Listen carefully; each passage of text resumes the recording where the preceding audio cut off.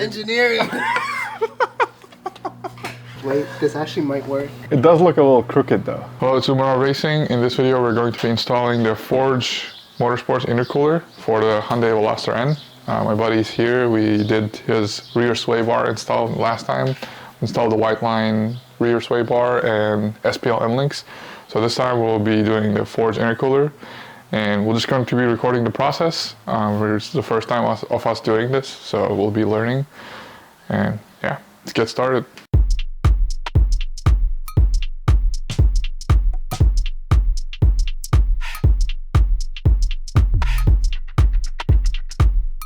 Alright, we start out by removing the bumper. We already jacked up the car, so we have enough space to go underneath. So remove these bolts over here, and then on the side of the bumper, there's some clips that you need to take off. You need to use a plastic trim remover, which I should have, and then the bumper should come off. We also need to loosen the bottom tray cover, and that one is relatively easy to remove. Some 10mm bolts, and also some of these bumper clips that we need to remove. After that, it's pretty easy. And here is the Forge intercooler. My buddy got it used for a good price. Remove all the clips from the side here. Shawam is taking out the ones at the bottom.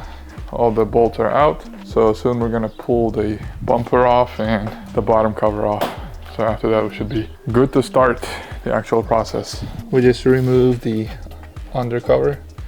It looks all exposed.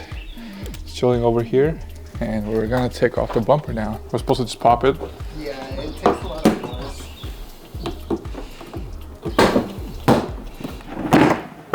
Hey. Yep. Just lift that up a little bit. Very nice. Just let it sunbathe a little bit here. Oh, there's like a little tab. Do you have to push it, or do you just... Yep, there you go. We're trying to take off the caps from the intercooler clamps, hose clamps. When I was on track, one of the intercooler hoses popped off, and I had such limited space because I only opened the part of the bottom cover.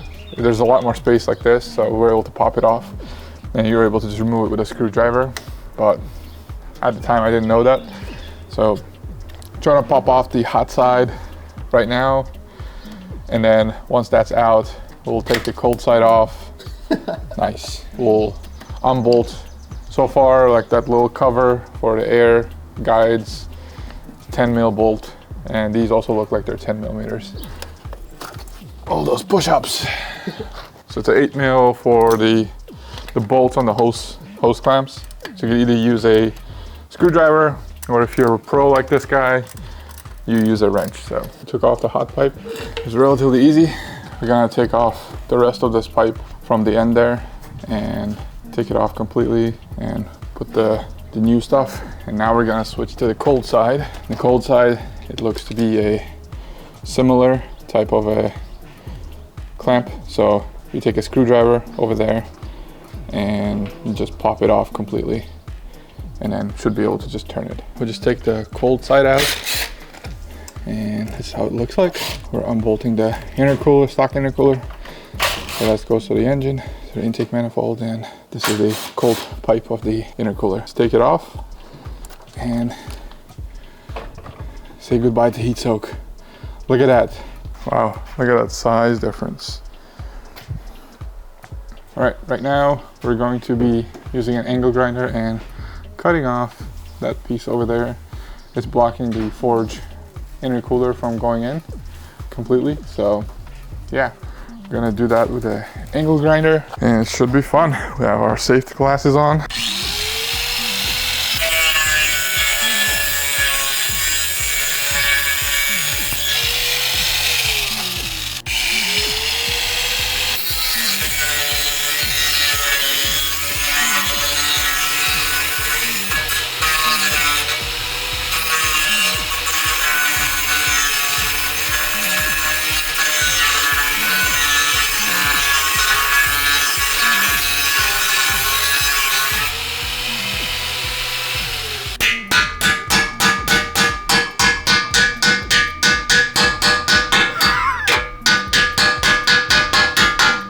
engineering. Decided to test out and see how it would fit by just hammering it out, because we cut the middle of it. We probably should have cut it out completely, but I mean, in the future you can just bend it back and weld it back, you know, properly. Yeah, If you, spray paint over. yeah, so it looks good, I think. So now we're gonna bolt the 10 mil bolts on the side here, and let me do it on this side really quickly. So we do need to take it off. Wait, let's see. Wait, this actually might work. It does look a little crooked though. The gap between this and here, like here I can slide my finger and here doesn't go in. So we might need to cut it then. All right, so we were wrong about just bending this. It didn't actually fit. I mean, it did, but it was just it wasn't level. So we're just gonna completely grind it out. Do this.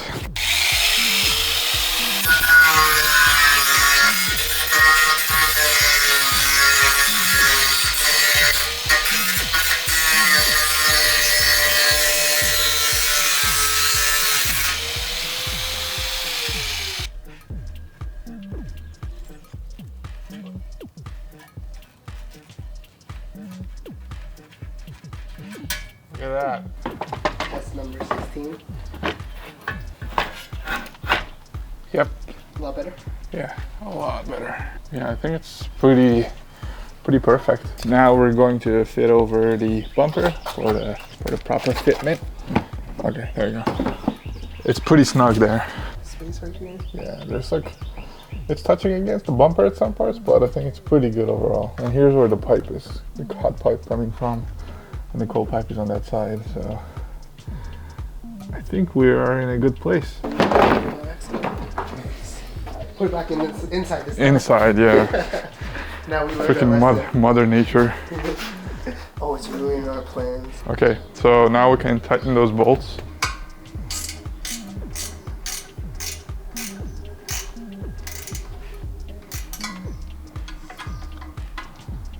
Yeah, like this one is like super tight. Right now we're connecting the cold side of the pipes for the forge intercooler. Getting the clamps nice and tight. Wait a minute, these are smaller than 8. No, it's 6, I think. Tightening the top part. Yeah, I don't want anything to pop off. So now we're trying to take off the hot side. We finished the left side. I guess it is the left side from back of the car. Cold pipe is done. Now we're taking the stock hot pipe out. Schwam is taking his time and doing some upper body workout there by moving it back and forth. But yeah, so far the install is going pretty smooth. As long as you cut out that metal bracket for the ambient temperature sensor, you should be fine. You take these pipes out, replace it with the forge one. There you go, fit in nicely. You zoom in there. And slide the other side. So this side goes to the back. Oh, no. Here. Okay, so I'll face this one. It doesn't matter. Yeah, I think the only thing that matters is the clamp. Okay. It's fit really well. Ideally you want this as far in as possible, so you don't experience what I experienced on track.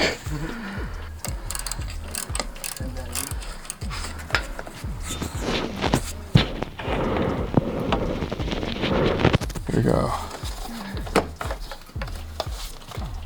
It's in. Oh man, it's a tight fit. It's a big bolt though.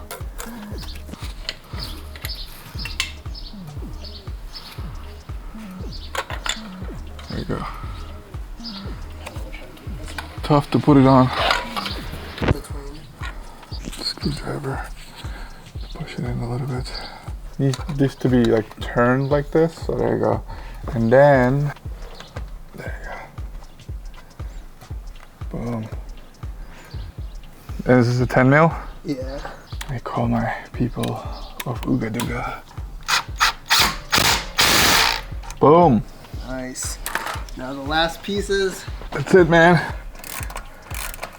Probably need to do it sideways so it doesn't interfere with the bottom cover. Yeah, we're good, man. I went as tight as I could.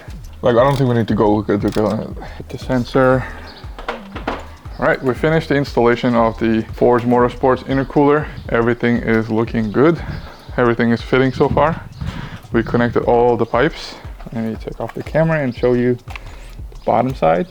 Here is the cold pipe, and the way we did it was we connected the silicones first on each side and then slid this in, and then to connect the bolt over here, this 10 mil bolt, we had to kind of turn this and make sure to transfer over that rubber washer and the metal kind of washer typey thing in there, and then once you turn this, it connects nicely, so it's nice and secure. So we'll start the car now and make sure everything is looking good. We'll put everything back and go for a drive. Okay, turn on the car.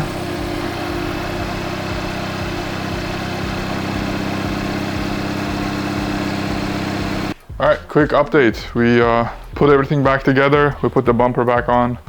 It was a little bit annoying to get them both kind of clamped on both sides. Now we're trying to shuffle the bottom cover and try to put the clips back in. The rear 3 bolts, you can slide the bottom cover back and forth a little bit. There's a little bit of play. So we're trying to move that back and forth so the bottom cover fits normally. But other than that, everything fit fine. We went for a quick drive with the bumper off to make sure everything is good. When you're on boost and moving, the intake air temperatures are very close to ambient. At some points it's like exactly the same, but of course the engine wasn't like hot as if like, if you're on track, you're like driving at the limit, there's like a lot more heat around. So this was just driving around at the street. We didn't overheat the car too much. Even idling, it was maybe 15 degrees higher than ambient. And when he was coming here, he was measuring the temperatures. It was about 10 degrees cooler when he came in. So the temperatures were much different and the ambient temps were about the same. So there's like a 15 to 20 degree difference between the stock and Forge intercooler by like idle temperatures. And of course, when you're moving, it's much bigger. And the size difference, like I've shown you already, it's huge. So there's a lot more capacity to cool the air. So this is really cool. Once we finish everything, we're pretty much done.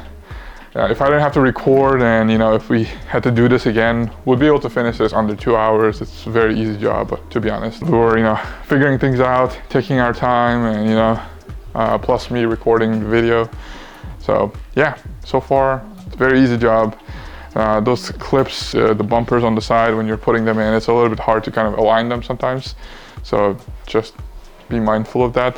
Having a second set of hands helps a lot. So we were wrong a little bit. The bumper and the undercover is not fitting in properly. The bolts and holes are not lining up.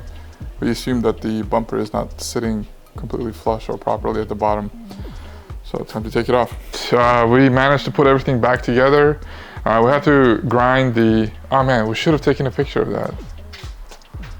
Damn it.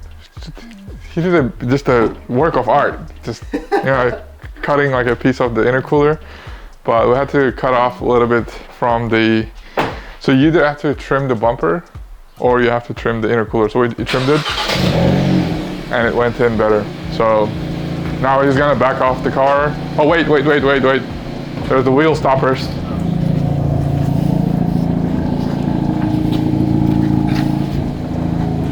that would have been bad. Yeah, so he's gonna back up now, and then we're gonna connect the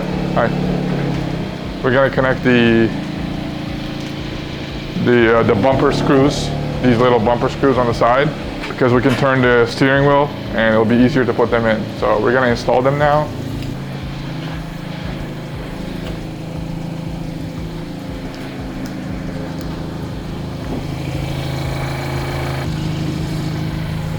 Okay, we're good. Finished everything finally for real now. Everything looks good, everything fits fine, and all the bumper cover, all the bolts, everything bolted up fine. I think I'm a little too close to the camera. Recommendations, if you get this is the i30N version, right? Yeah. Yeah, so if you get the i30N version, you have to cut like the little mount for the ambient temperature sensor, and also the bottom sides of the kind of like those air guards or like air curtains. You have to like trim them a little bit where it hits the bumper, so that the bumper can go in all the way in, or else the bottom cover doesn't align properly. So yeah, anyways, I hope you learned something. I hope you enjoyed this video. Hopefully I'll do this modification to my car. Yeah, next month. Let's do it. He says next month, and I don't know about that, so probably next year. The Gen Racer actually has the Wagner Veloster N version in stock finally, because it was out of stock for a while. Oh, yeah. So maybe I can get that one. So anyways, thank you for watching. I'll see you in the next video. Bye. Direct fit.